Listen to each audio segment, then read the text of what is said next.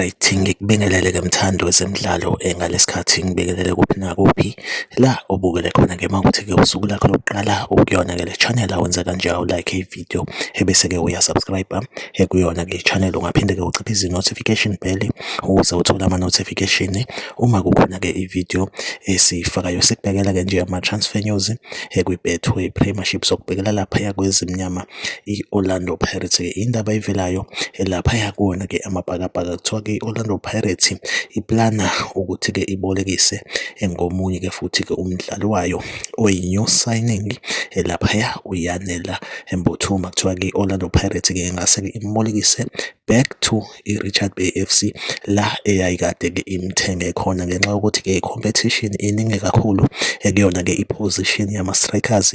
Ekuthiwa-ke i-Orlando Pirates iplana ukuthi-ke ibolekise ngaye uYanela Mbuthuma, imbolekisa kwi-Richards Bay FC. Lokho kungenzeka noma yinini njengoba-ke sekusondele-ke ukuthi-ke kuvalwe iwindi lama-transfers. Impela-ke iyona updates nje engiyiphethe-ke njengamanje. Like ividiyo, usubscribe kuyona-ke i-channel. Mina nawe ngizohlezi ngikhona ngikuletheleke ama-transfer news kwi-Betway Premiership. Okwamanje-ke ividiyo yethu asibambe la, nisale kahle.